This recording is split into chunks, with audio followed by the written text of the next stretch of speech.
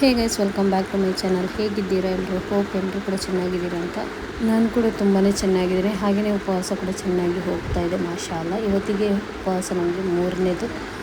So ನಮ್ಮ ಫಾತಿಮಾ ಬೀಬಿ ವಫಾತಾದ ಒಂದು ದಿನ, ಅವರ ಸ್ಟೋರಿ ಹೇಳಬೇಕಂತ ಮನಸ್ಸಿದೆ. ಬಟ್ ನೆಕ್ಸ್ಟ್ ವೀಡಿಯೋದಲ್ಲಿ ನಿಮಗೆ ಸ್ಟೋರಿ ಬೇಕಿದ್ರೆ ಅವಾಗ ಸ್ವಲ್ಪನಿಗೂ ನನಗೆ ಎಷ್ಟು ಗೊತ್ತುಂಟು ಅಷ್ಟನ್ನು ಹೇಳ್ತೀನಿ ನಿಮ್ಮ ಹತ್ರ.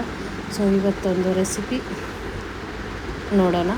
ಸೊ ಇಫ್ತಾರ್ ಡ್ರಿಂಕ್, ಹಾಗೆಯೇ ಹಸಿವೆ ಆದಾಗ ಹೊಟ್ಟೆನೂ ಫಿಲ್ ಆಗುತ್ತೆ, ದಾಹನೂ ನಮಗೆ ತೀರುತ್ತೆ. ಸೊ ಅಷ್ಟು ಈಸಿಯಾಗಿರೋ ಡ್ರಿಂಕ್ ರೆಸಿಪಿಯನ್ನು ನಾನು ನಿಮಗಿಲ್ಲಿ ಹೇಳ್ತಾ ಇದ್ದೀನಿ. ಸೊ ನಾನಿಲ್ಲಿ ಈ ಡ್ರಿಂಕಿಗೋಸ್ಕರ 2 ಕಪ್ಪಷ್ಟು ಹಾಲು ತಗೊಂಡಿದ್ದೀನಿ. ಅದರಲ್ಲಿ 1/4 ಕಪ್ಪಷ್ಟು ನಾನು ಹಾಗೆಯೇ ಸ್ವಲ್ಪ ಇಟ್ಟಿದ್ದೇನೆ. ಬಿಕಾಸ್ ಅದಕ್ಕೆ ಒಂದೇ ಒಂದು ಟೇಬಲ್ ಸ್ಪೂನ್ ಹಾಕ್ತಾಯಿದ್ದೀನಿ. ಕಸ್ಟರ್ಡ್ ಪೌಡರ್ ಹಾಕಿ ಮಿಕ್ಸ್ ಮಾಡಬೇಕು.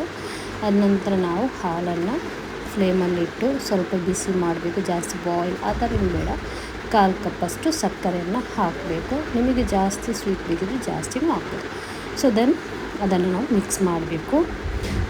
ಹಾಗೆಯೇ ನಾನಿಲ್ಲಿ 2 ಕ್ಯಾರೆಟನ್ನು ಸಣ್ಣದಾಗಿ ಕಟ್ ಮಾಡಿ ಬೇಯಿಸಿ ಸಪ್ಪೆ ಆದ ನಂತರ ನಾನು ಇದನ್ನು ಸಪ್ಪೆ ಆಗಲಿಕ್ಕೆ ಬಿಟ್ಟಿದ್ದೆ, ತಣ್ಣಗೆ ಆಗಲಿಕ್ಕೆ ಸೊ ಅದನ್ನು ನಾನು ಇಲ್ಲಿ ಮಿಕ್ಸಿ ಜಾರಿಗೆ ಹಾಕ್ತಾಯಿದ್ದೀನಿ. ಆದ ನಂತರ 2 ಟೇಬಲ್ ಸ್ಪೂನಷ್ಟು ಮಿಲ್ಕ್ ಮೇಡ್ ಹಾಕ್ತಾಯಿದ್ದೀನಿ. ಇದು ಮಿಲ್ಕ್ ಮೇಡ್ ನಾನು ಹೋಮ್ ಮೇಡ್, ಹೊರಗಡೆಯಿಂದ ತರಿಸಿದ್ದಲ್ಲ, ನಾನೇ ಮಾಡಿದ ಒಂದು ಮಿಲ್ಕ್ ಮೇಡ್.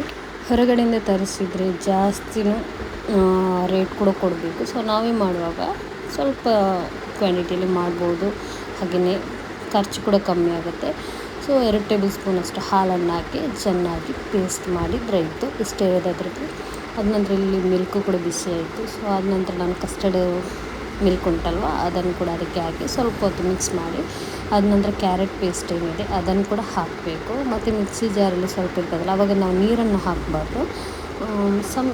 ಸ್ವಲ್ಪ ಹಾಲನ್ನು ಹಾಕಿ ಮಿಕ್ಸ್ ಮಾಡಿ ಕಲಸಿದ್ರೆ ಅದನ್ನು ಕೂಡ ಹಾಕಿ ಇದನ್ನು ಒಂದು 10 ಮಿನಿಟ್ಸ್ ನಾವು ಈ ಥರ ತಿರುಗಿಸ್ತಾ ಇರಬೇಕು. ಆದ ನಂತರ ಏನು ಮಾಡಿ, ತುರಿದ ಕ್ಯಾರೆಟ್ ಉಂಟಲ್ಲ, ಒಂದು ಅರ್ಧ ಭಾಗದಷ್ಟು ಕ್ಯಾರೆಟನ್ನು ತುರಿದು ನಾವು ಇದಕ್ಕೇ ಹಾಕಬೇಕು. ಕ್ಯಾರೆಟ್ ಜಾಸ್ತಿ ಬೇಯಬೇಕಂತೇನಿಲ್ಲ, ಈ ಬಿಸಿಯಲ್ಲಿ ಅದು ಬೇಯುತ್ತೆ ಆ್ಯಕ್ಚುಲಿ. ಸೊ ಆದ ನಂತರ ಇಷ್ಟೇ ಇರೋದು, ಬೇರೆ ಏನಿಲ್ಲ. ಇದನ್ನು ನಾವು ಒಂದು ಬೌಲಿಗೆ ಹಾಕಿ ಸ್ವಲ್ಪ ತಣ್ಣಗೆ ಕೂಲ್ ಆಗಲಿಕ್ಕೆ ಬಿಡಬೇಕು.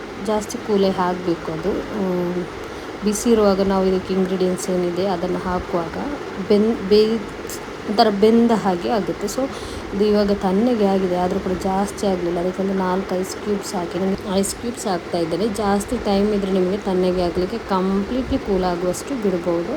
ಸೊ ಆದ ನಂತರ ನಾನು ಸಬ್ಜಾ ಸೀಡ್ ಉಂಟಲ್ವ, ಅದನ್ನು ನೆನೆಸಿ ಆಗಿದೆ. ಸೊ ಅದನ್ನು ಹಾಕ್ತಾಯಿದ್ದೀನಿ. ಅದರ ನಂತರ ಸಬ್ಬಕ್ಕಿ ಉಂಟಲ್ಲ, ಬೇಯಿಸಿದ ಸಬ್ಬಕ್ಕಿ, ಅದನ್ನು ಕೂಡ ಹಾಕ್ತಾಯಿದ್ದೀನಿ. ನಾನಿಲ್ಲಿ ಸಬ್ಬಕ್ಕಿ 2 ಟೇಬಲ್ ಸ್ಪೂನಷ್ಟು ಹಾಕ್ತಾಯಿದ್ದೇನೆ. ನಿಮಗೆ ಜಾಸ್ತಿ ಬೇಕಿದ್ರೆ ಜಾಸ್ತಿ ಹಾಕೋದು, ನಮಗೆ ಇಲ್ಲಿ ಅಷ್ಟು ಇಷ್ಟ ಆಗಲ್ಲ ಸಬ್ಬಕ್ಕಿ.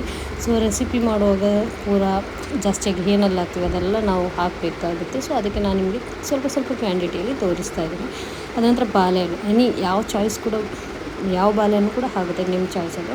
ನಾನಿಲ್ಲಿ ನೇಂದ್ರ ಬಾಳೆಹಣ್ಣು ಸಣ್ಣದಾಗಿ ಕಟ್ ಮಾಡಿ ಹಾಕಿದ್ದೀನಿ. ಹಾಗೆಯೇ ಡ್ರೈ ಫ್ರೂಟ್, ಹಾಗೆ ಗೇರು ಬೀಜನ ಅಥವಾ ಕಿಸ್ಮಿಸ್ ಯಾವ್ದು ಬೇಕಾದರೂ ಹಾಕ್ಬೋದು. ನಾನಿಲ್ಲಿ ಬಾದಾಮನ್ನು ಸಣ್ಣದಾಗಿ ಚಾಪ್ ಮಾಡಿ ಹಾಕಿ ಮಿಕ್ಸ್ ಮಾಡಿ ಫ್ರಿಜ್ಜಲ್ಲಿ 1 ಅವರ್ ಇಟ್ಟು ಸೂಪರಾಗಿರುವ ನಮ್ಮ ಡ್ರಿಂಕ್ ಇಲ್ಲಿ ರೆಡಿಯಾಗುತ್ತೆ. ಸೊ ನೋಡಿದ್ರಲ್ವ ಎಷ್ಟು ಈಸಿಯಾಗಿ ಬೇಗನೆ ಮಾಡ್ಬೋದು. ಹಾಗೆಯೇ ಈದೆಲ್ಲ ಬರ್ತಾಯಿದೆ. ಸೊ ಈದ್ಗೆ ಕೂಡ ನಿಮಗೆ ಈ ಒಂದು ಡ್ರಿಂಕನ್ನು ಮಾಡ್ಬೋದು. ಏನು ಹೊಟ್ಟೆನೂ ಫಿಲ್ ಆಗುತ್ತೆ, ನಮ್ಮ ದಾಹನೂ ಕೂಡ ಹೋಗುತ್ತೆ. ತುಂಬಾ ಟೇಸ್ಟಿ ಕೂಡ ಇತ್ತು. ಹಾಗೆಯೇ ಇವತ್ತಿನ ವಿಡಿಯೋನ ಇಲ್ಲಿಗೆ ವೈಂಡ್ ಅಪ್ ಮಾಡ್ತಾಯಿದ್ದೇನೆ. ಸೊ ನನ್ನ ಇವತ್ತಿನ ರೆಸಿಪೀಸ್ ನಿಮಗೆ ಇಷ್ಟ ಆಗಿದ್ದಲ್ಲಿ ಪ್ಲೀಸ್ ಸಬ್ಸ್ಕ್ರೈಬ್ ಮಾಡಿ, ಫ್ಯಾಮಿಲಿ ಫ್ರೆಂಡ್ಸ್ಗೆ ಶೇರ್ ಕೂಡ ಮಾಡಿ, ಲೈಕ್ ಕಮೆಂಟ್ ಶೇರ್ ಕೂಡ ಮಾಡಿ. ನೆಕ್ಸ್ಟ್ ವೀಡಿಯೋದಲ್ಲಿ ಸಿಗೋಣ. ಬಾಯ್.